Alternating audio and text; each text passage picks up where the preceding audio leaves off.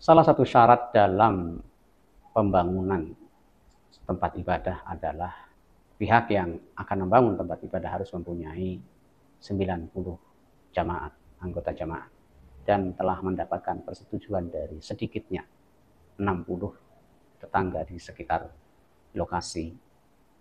Pada praktiknya, aturan ini cukup merepotkan karena kadang-kadang dibuat repot oleh pihak-pihak tertentu, baik biasanya kelompok atau individual yang cukup berpengaruh di daerah atau di sekitar lokasi akan dibangunnya tempat ibadah, yang dengan alasan apapun ingin mempersulit terjadinya atau terrealisasinya pembangunan tempat ibadah.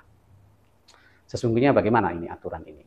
Kenapa ada aturan ini, dan apakah memang aturan ini diciptakan untuk mempersulit pembangunan sarana prasarana ibadah bagi kelompok minoritas atau bagaimana? Oke, baiklah, kita untuk lebih lengkapnya kita saksikan dan kita simak diskusi bersama narasumber Bapak Ihsan Ali Fauzi, Direktur Pusat Studi Agama dan Demokrasi Paramadina, Jakarta. Selamat menyaksikan.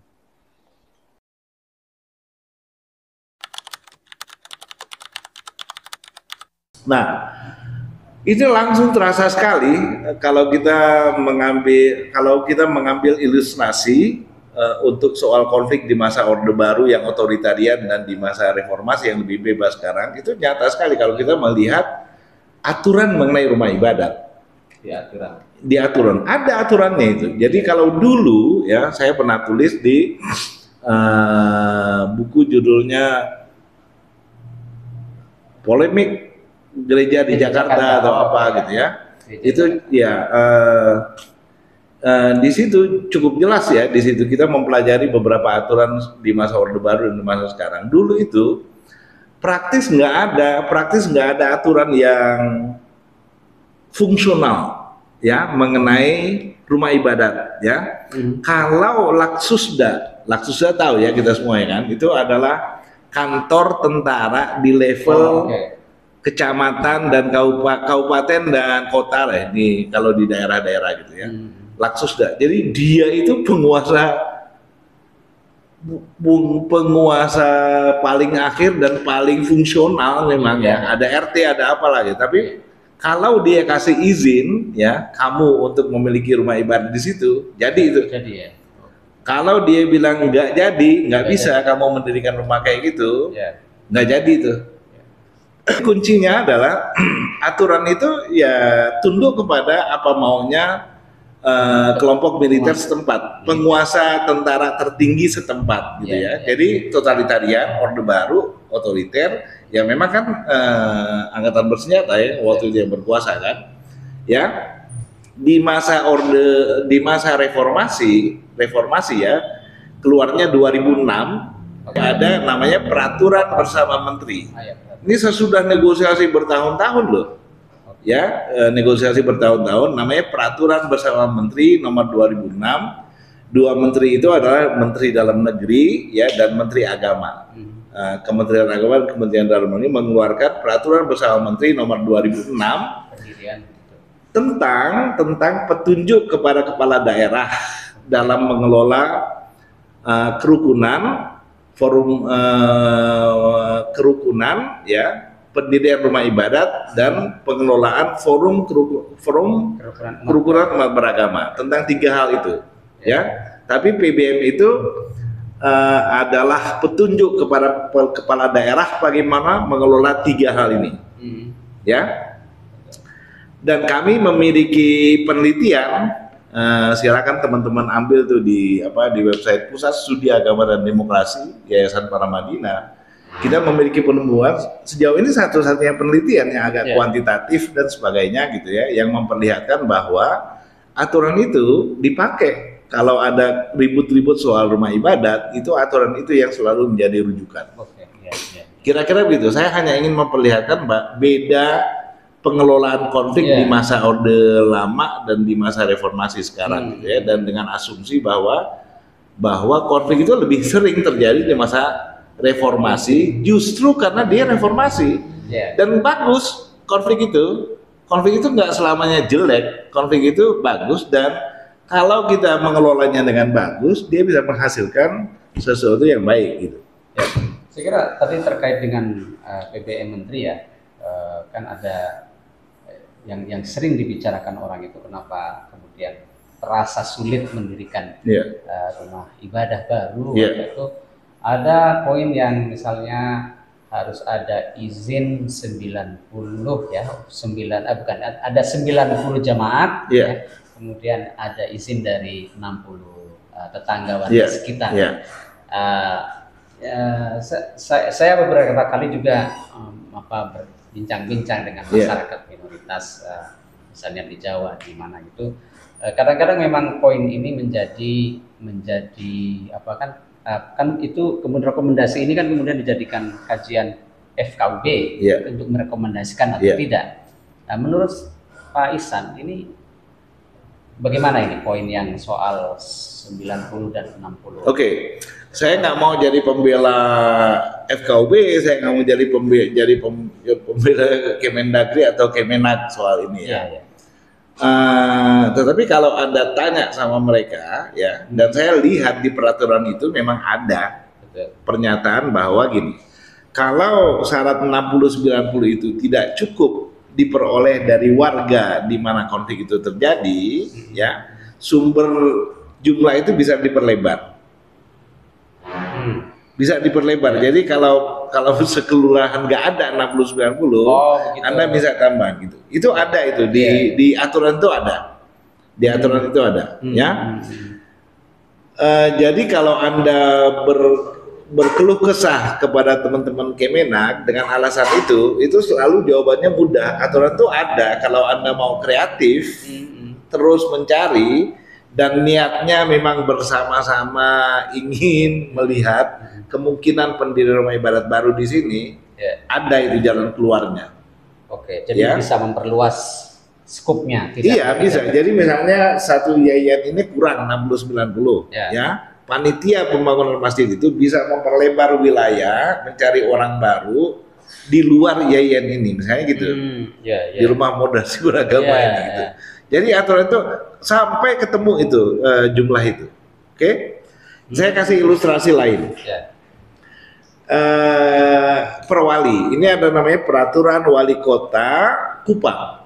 Ya, yang didorong, yang dimusyawarahkan oleh FKUB, didorong ya. Ini tapi wali kota Kupang yang mengeluarkannya 2021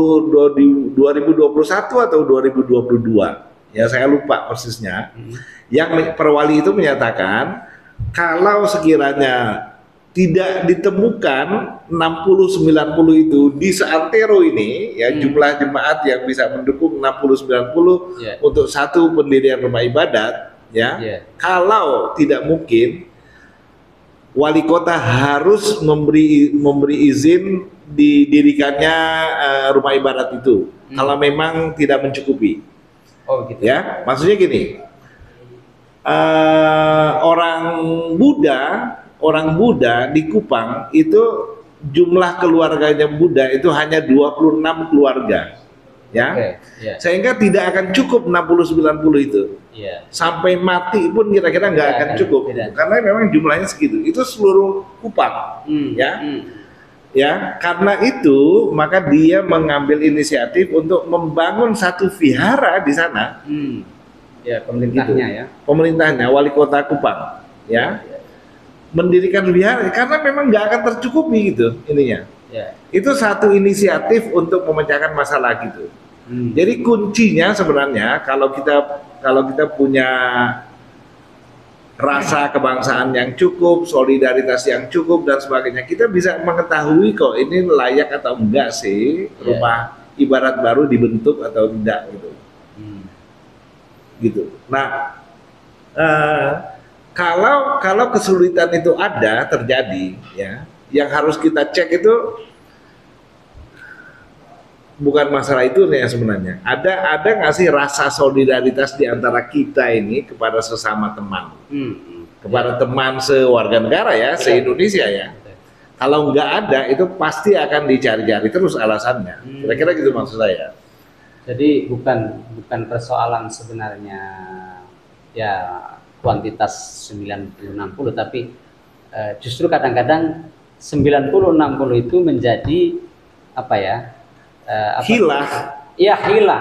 Alibi ya. Alibi untuk sebenarnya memang dari awal tidak setuju. Sebenarnya memang ada soal lain gitu loh. Ya. Jadi jangan-jangan jadi kalau dengar ini jadi saya jadinya seperti juru bicara Kemenak gini kan. Tapi kalau Anda tanya kepada para mereka yang menandatangani PBM 2006 ini, ya yang paling senior adalah Wapres kita sekarang, Pak Ma'ruf Amin, ya. Ya, oke. Ya. Itu dia bercerita, dia dan kawan-kawannya sesama pemimpin agama, kan ada wakil Muslim, ada wakil Kristen, wakil Katolik waktu itu yang berembuk sampai pada 60-90 ini ya. Mereka itu bilang, oke, angkanya berapa kalau gitu, kalau Anda mauin. Karena selalu kalau ngomong angka itu apa batasnya, dasarnya itu apa? Ya sehingga mereka menceritakan itu. Dulu Bali itu pernah menawarkan itu 250 sampai berapa gitu, 60-90 mau misalnya, atau kalau 30-45 cukup.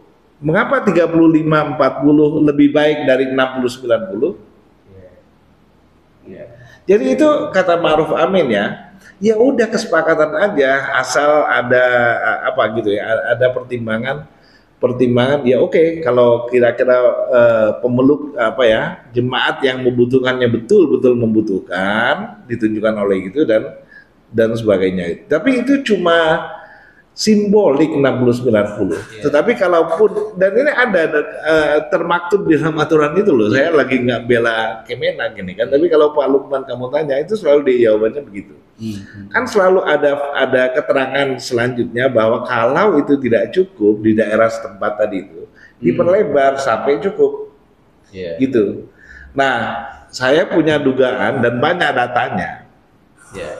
Konflik itu terjadi bukan persis gara-gara itu, tapi itu menjadi hilah, menjadi argumen untuk sesuatu yang lain sebenarnya, yaitu kurangnya rasa solidaritas antar sesama kita sebagai bangsa Indonesia. Entah kalau kita mau menyebut itu soal toleransi atau intoleransi, ya itu soal yang lain tuh menurut saya ya. Atau soal politisasi. Nah itu mungkin ya. Politisasi karena kan banyak pilkada ini. Saya punya kasus, saya nanti ceritakan kasus-kasusnya ya. Di mana orang yang kandidat yang mau terlibat dalam pilkada itu memanfaatkan itu untuk tujuan pemenangan politiknya. Contoh kasus yang sangat jelas itu, dan saya lucu sekali itu adalah saya lupa lagi namanya sekarang ya, tapi Bupati Sampang waktu itu ya di Madura yang sedang ikut untuk pemilu untuk dipilih kembali pilkada itu 2011 atau 2012. Dia bilang, saya lupa nama bupatinya ya, selama saya menjadi bupati di sini tidak akan ada FKUB berdiri ya, karena tugas FKUB itu adalah memberi rekomendasi pendirian rumah ibadat, padahal tidak akan boleh ada rumah ibadat lain selain masjid di sini boleh didirikan selama saya menjabat sebagai bupati, gitu misalnya. Dan itu jelas-jelas di siang bolong dia menyampaikan itu, di siang bolong di waktu dia kampanye untuk dipilih kembali sebagai bupati, ya. Jadi ada banyak sekali kasus seperti itu tuh, pemanfaatan itu dalam rangka pemenangan pilkada. Dan masuk akal.